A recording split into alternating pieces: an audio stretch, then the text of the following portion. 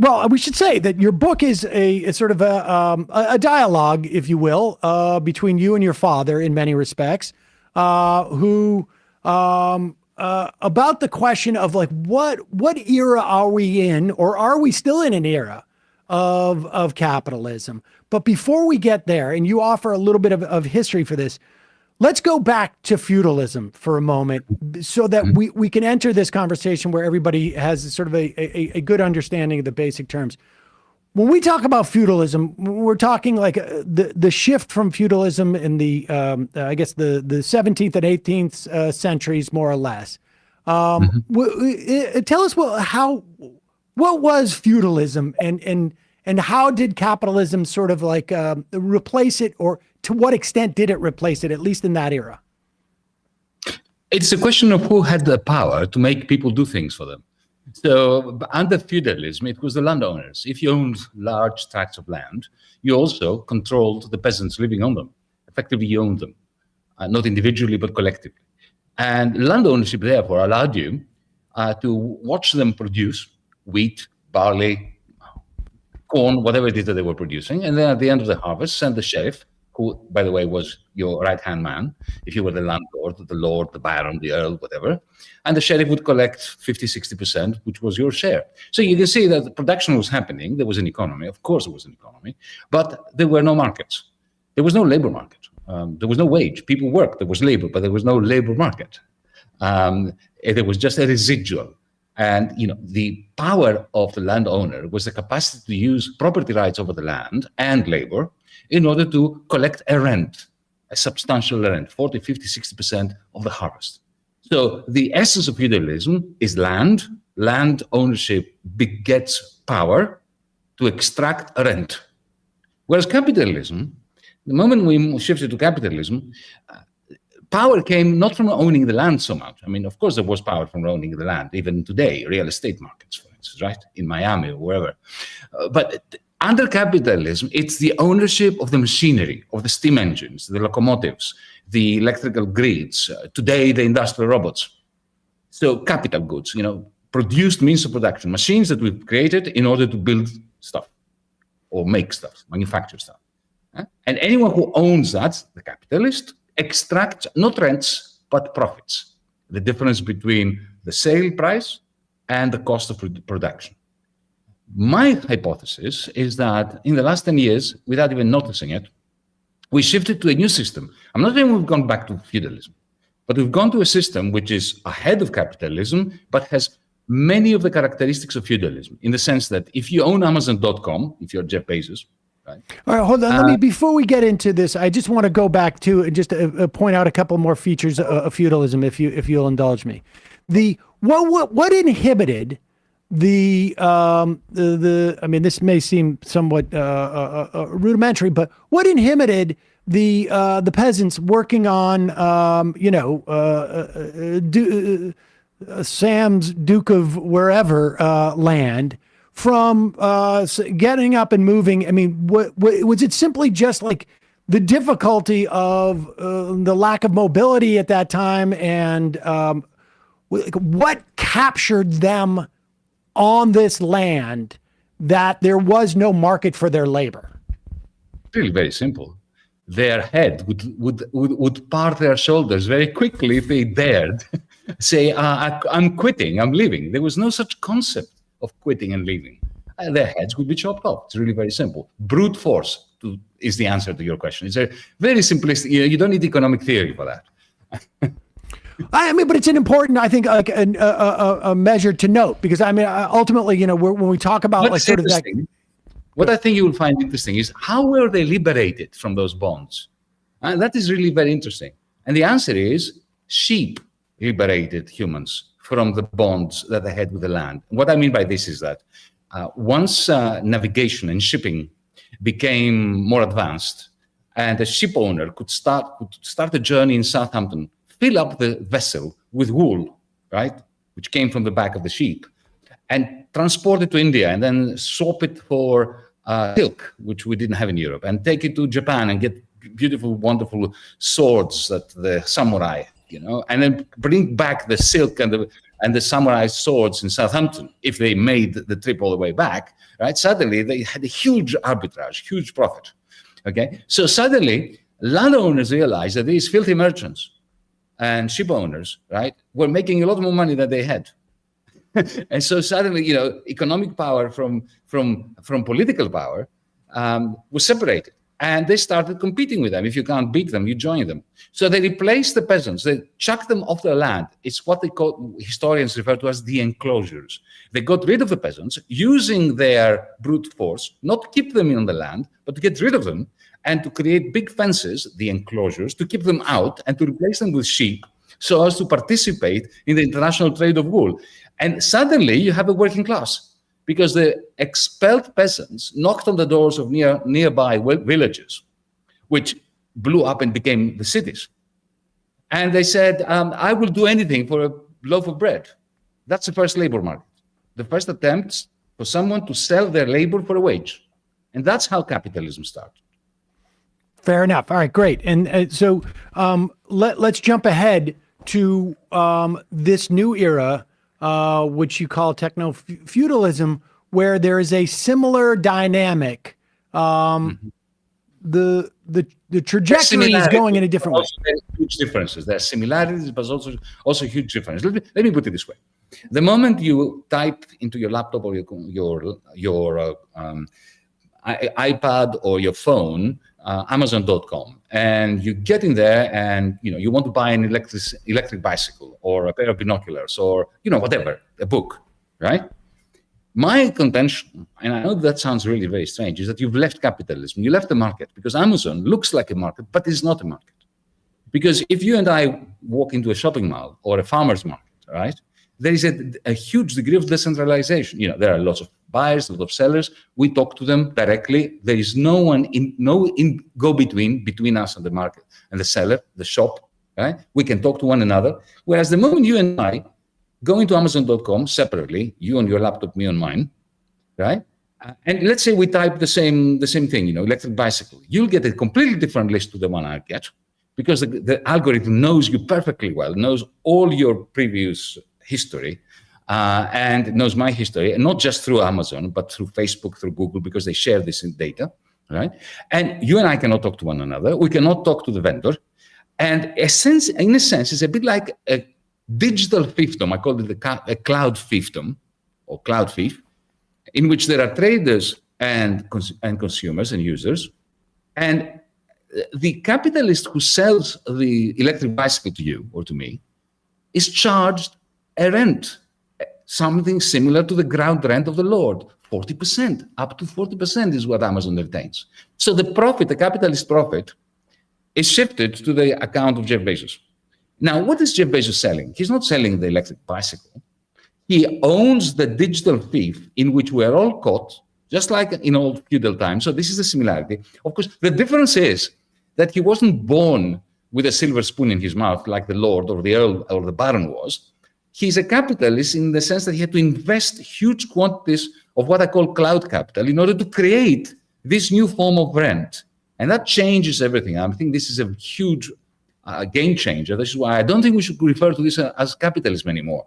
I know it's a very striking and it sounds very radical, but a hypothesis. But I do believe there is a very strong case for that, because we need to reconfigure our own understanding of how everything works. The macroeconomy, the money system, international trade.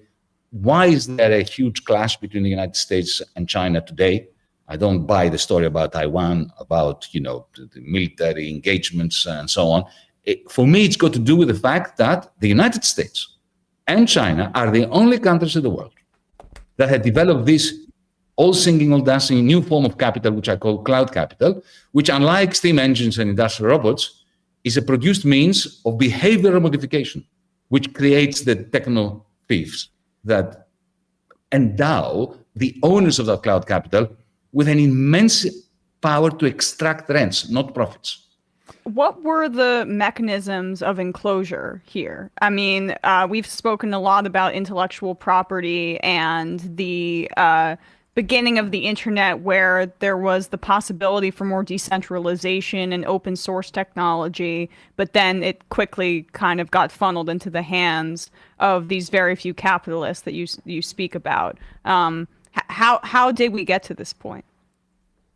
Emma, I'm old enough to remember using the internet before it was called the internet, and it was a capitalism-free zone. It was not just decentralized, but it was a gift exchange, real.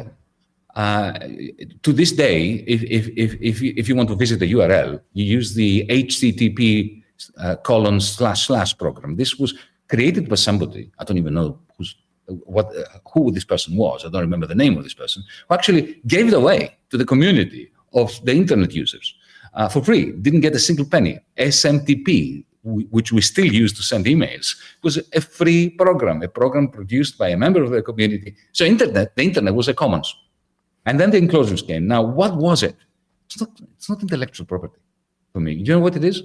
It is the fact that, unlike the analog world, in the digital world, on the internet, you do not own your digital identity.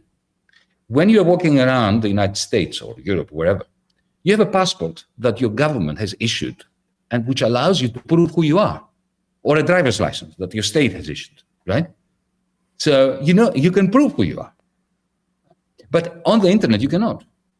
As I was waiting to join you, for instance, to join the particular interface with which we are speaking now, the program that you asked me to click onto, the link, said to me, join with Google, Facebook, Twitter, Twitch, right? So I had, and you do too, whenever we're on the internet, we have to beg some conglomerate to testify to who we are.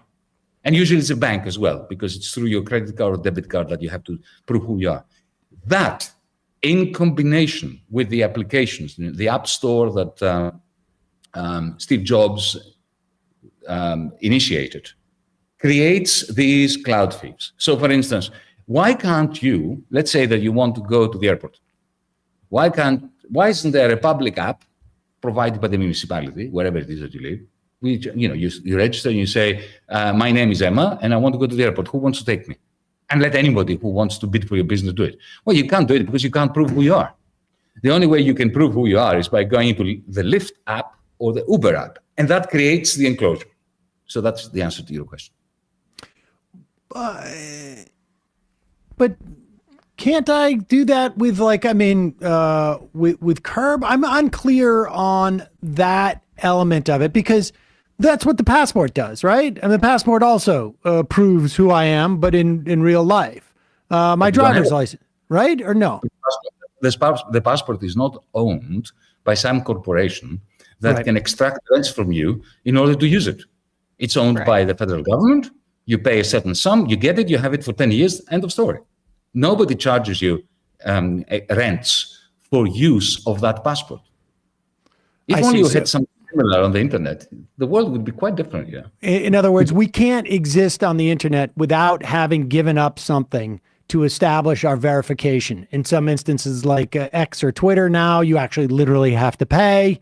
But in any other, even when you enter into this thing, I've got to give my data to Google to establish that I can go through there. There's always a cost associated with it, as opposed to, here's my driver's license, I can get into a bar and I'm not getting charged necessarily because the government issues that verification. Exactly the same thing, slightly differently. You need to volunteer to become a cloud serf, a cloud peasant of some corporation, of some cloud list, owner of cloud capital. Because the moment you get into Google, into Facebook, into all that, you are enriching the cloud capital of that corporation. Because, just having Google switched on, Google Maps, Google knows where I am. It knows how fast I'm moving. So it enriches the cloud capital of Google Maps, because then you can use it in order to find out whether, which roads are congested and which roads are not congested. So essentially, all of us, voluntarily, maybe it doesn't matter whether we like it, we may even absolutely love it. I'm an enthusiast for all these things, right? I'm not a Luddite. If you take this phone away from me, you will be my worst enemy.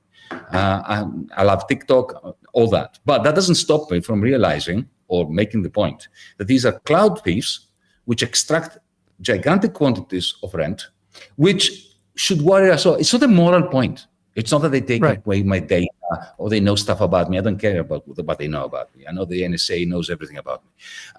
What I care about is who owns the cloud capital that allows them to extract, my estimation is around 30 to 35% of global GDP is being siphoned off.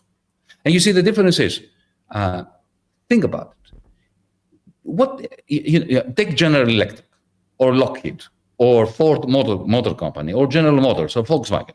The big old monopoly capitalist megaliths.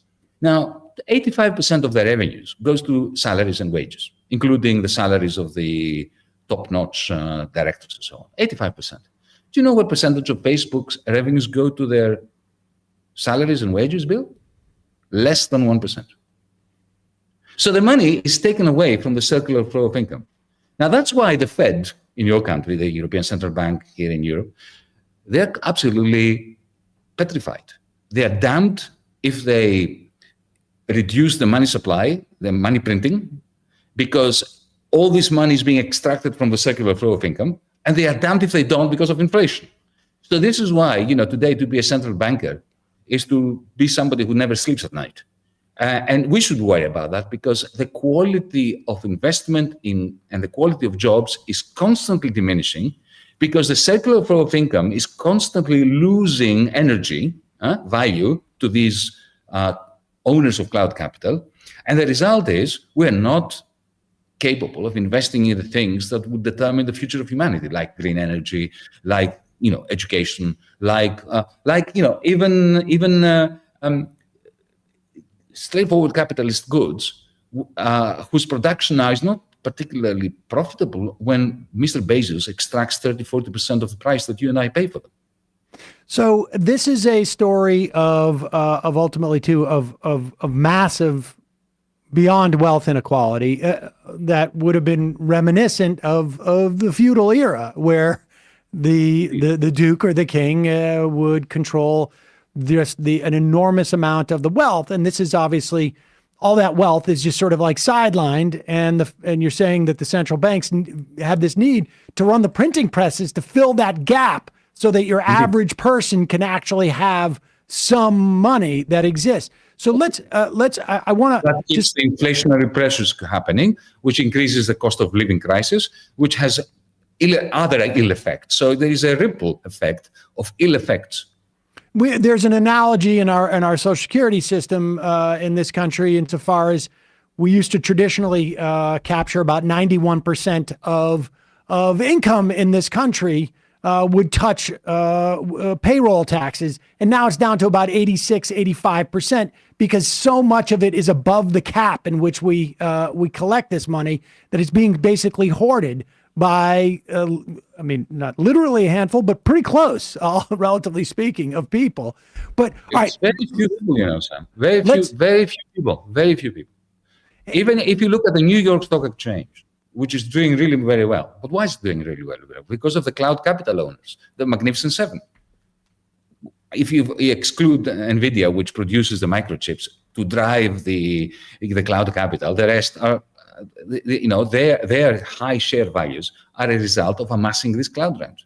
The rest, if you take those seven away from the rest of the New York Stock Exchange, American capitalism is not doing well.